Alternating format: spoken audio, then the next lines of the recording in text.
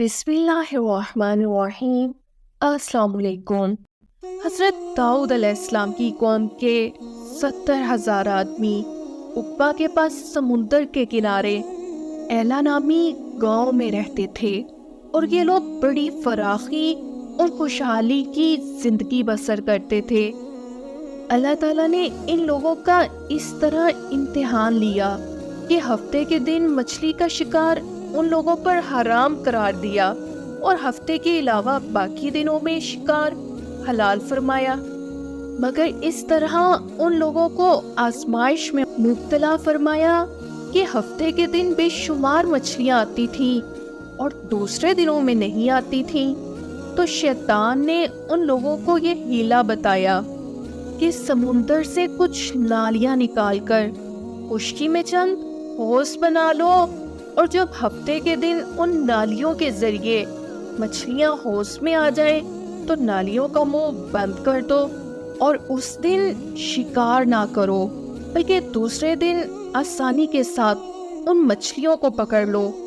ان لوگوں کو یہ شیطانی ہیلا بازی پسند آ گئی، اور ان لوگوں نے یہ نہیں سوچا کہ جب مچھلیاں نالیوں اور حوضوں میں مقید ہو جائیں گی تو یہی ان کا شکار ہوگا۔ تو ہفتے کے دن شکار کرنا پایا گیا جو ان کے لیے حرام تھا۔ اس موقع پر ان یہودیوں کے 3 گروہ بن گئے۔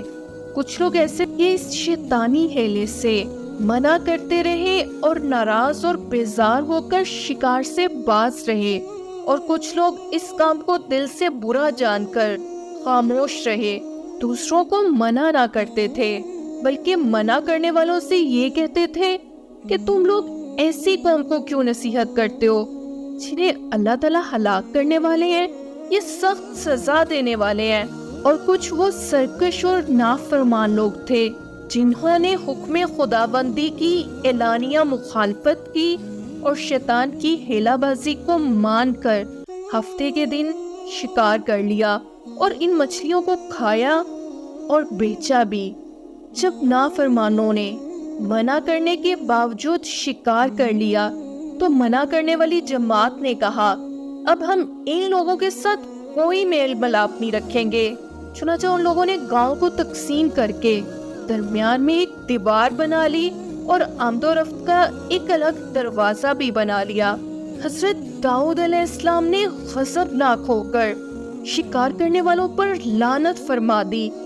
اس کا اثر یہ ہوا کہ ایک دن خطا کاروں میں سے کوئی باہر نہیں نکلا، تو انہیں دیکھنے کے لیے کچھ لوگ دیوار پر چڑھ گئے، تو کیا دیکھا کہ وہ سب بندروں کی صورت میں مسخ ہو گئے۔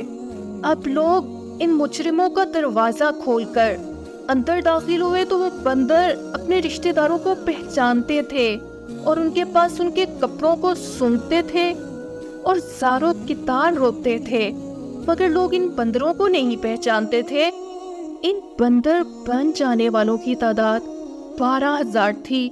یہ سب 3 دن زندہ رہے اور اس درمیان میں کچھ بھی کھا پی نہ سکے، یوں ہی بھوکے پیاسے ہلاک ہو گئے۔ شکار سے منع کرنے والا گروہ ہلاکت سے محفوظ رہا۔